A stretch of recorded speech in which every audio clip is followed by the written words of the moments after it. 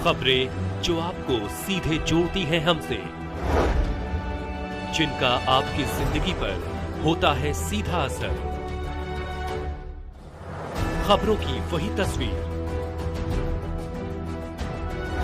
बिना बदले बिना डरे, जज्बा सच का लिए, सच दिखाते हैं। आगरा के शाहगंज रुई की मंडी रेलवे लाइन के पास रहने वाले लोगों के ऊपर मंडरा रहा घर उजड़ने का खतरा। आपको बता दें, रेलवे के द्वारा शाहगंज रुई की मंडी पर एक रेलवे का पुल बनाना प्रस्तावित हुआ है, जिससे करीबन 300 से 400 मकान रेलवे ने चिन्हित किए हैं हटाने के लिए, जिसके विरोध में रेलवे लाइन रहने वाले सभी लोग उत्तर आए और मामले को गर्म आता देख क्षेत्रीय विधायक मंत्री योगेंद्र उपाध्याय के पुत्र रुई की मंडी शाहगंज पहुंचे और रेलवे के अधिकारियों के साथ बैठक में बस्ती के रहने वाले सभी लोग भी मौजूद थे। योगेंद्र उपाध्याय के पुत्र ने रेलवे के अधिकारियों से कहा कि जब तक सभी लोगों की सहमति नहीं बनेगी तब तक रेलवे कोई कार्यवाही नहीं करेगा, अन्यथा रेलवे को अंजाम भुगतना पड़ेगा। जब वहां रहने वाले लोगों से बात की गई तो उन्होंने बताया कि वे करीब 150 साल से वहां रह रहे हैं। जब रेलवे लाइन नहीं थी फिर क्यों रेलवे लोगों के आशियाने उजाड़ने पर आतुर है। जब मीडिया ने रेलवे के अधिकारियों से बात करना चाहे तो रेलवे के अधिकारियों ने बात करने से मना कर दिया और वहां से चले गए। रुई की मंडी शाहगंज रेलवे पुल विवाद, 300 से 400 परिवारों के आशियाने उजाड़ने को तैयार। रेलवे बस्ती में रहने वाले लोगों ने किया रेलवे का विरोध। विधायक मंत्री योगेंद्र उपाध्याय के पुत्र पहुंचे रुई की मंडी शाहगंज रेलवे के अधिकारियों के संग की बैठक। जो भी कार्य होगा सभी की सहमति से होगा। आगरा नीलम ठाकुर की रिपोर्ट। किस चीज को लेकर आज ये शाहगंज में जो पुल बनने का सैंक्शन हुआ था उस विषय पे आज मैं यहाँ आया था।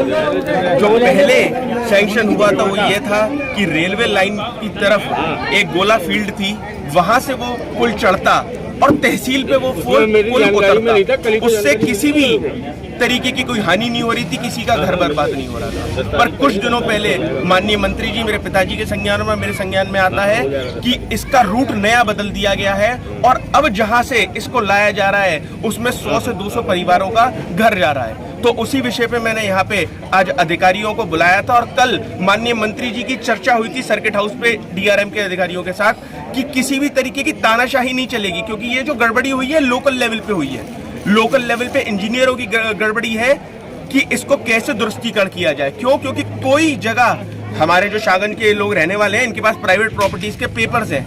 अगर किसी प्राइवेट प्रॉपर्टी को किसी को टेक ओवर करना होता है तो एकदम से रातों रात वो टेक ओवर नहीं होती, उसकी एक लंबी प्रक्रिया होती है, उसका एक प्रॉपर मुआवजा दिया जाता है। तो आज इन्हीं सारे विषयों के साथ मैं इनको के संग बैठा था और इनको मैंने बोला है कि किसी भी तरीके का तानाशाही रवैया यहाँ नहीं अपनाया जाएगा। प्रशासन, माननीय मंत्री जी और यहाँ के मौजूद लोग एक साथ बैठेंगे और एक ऐसा रास्ता निकाला जाएगा जो दोनों के लिए फ्रूटफुल होगा, लोगों के लिए भी और प्रशासन के लिए। कौन कौन से अधिकारी मौजूद रहेंगे? यहाँ डीआरएम ने 3 अधिकारी भेजे थे, एक उमेश जी भेजे थे और उनके संग उनके 2 सबॉर्डिनेट्स भी थे। क्या कुछ कहना है अधिकारियों का? अधिकारियों का कहना, उन्होंने माना है इस विषय पे कि ठीक है साहब, कि जब तक बैठ के प्रॉपर चर्चा नहीं हो जाएगी तब तक यहाँ से ईंट नहीं हिलने चाहिए। मेरा नाम श्याम कुमार करोड़ेस है और मैं वाल्मीकि समाज का सामाजिक कार्यकर्ता। आज यहाँ बैठक हुई है, क्या विषय था, क्या मुद्दा था? यहाँ जो चल रहा है, रेलवे यहाँ से रोड निकालना चाहती है, पुल निकालना चाहती है और इसमें करीब 400 घर परिवार प्रभावित होंगे, उनके अपने निजी मकान है। बड़ा दुर्भाग्यपूर्ण स्थिति है। जो अधिकारियों की बात करने का तरीका ठीक नहीं था। 2000 करोड़ का जो है प्रोजेक्ट है और उसके बदले में 4000 करोड़ का जनता का नुकसान हो जाएगा। ये कोई तरीका, कोई व्यवहारिक समस्या का हल नहीं है और हम लोग सब इस बात से प्रभावित हैं। माननीय मंत्री जी ने कह दिया है स्पष्ट कि जब तक हमारी जनता के प्रतिनिधियों की, जिला प्रशासन की बैठ के वार्ता नहीं हो जाएगी तब तक स्थिति स्पष्ट नहीं हो जाएगी, तो जो है तब तक ये नहीं टूटने देंगे। उनका, हमारे मंत्री जी का ये आश्वासन है, ये संदेश उनके सचिव और उनके पुत्र ने दिया है। और उसके बाद ये है कि अगर नहीं मानेंगे तो हमारे पास तो एक ही रास्ता है, जो हम जो जनता के लोगों के साथ लेके, इस क्षेत्र के लोगों के साथ लेके, पूरे समाज के साथ लेके सड़कों पर उतारेंगे। क्षेत्र के लोगों की मांग क्या है? अगर रेलवे यहाँ तोड़ता है तो क्या मांग करते हैं? नहीं, मांग तो ये, वो एक प्रॉपर मांग है उनकी कि हमारे घरों से छेड़खानी नहीं की जाए। हम 150 वर्ष से पहले रहते हैं, यहाँ लाइन बाद में आई है और जो कुछ बाद में हुआ है, इससे ज्यादा और क्या मांग हो सकती है? यही मांग है हमारा, एक घर भी नहीं टूटेगा, यदि टूटेगा तो परिणाम भयंकर।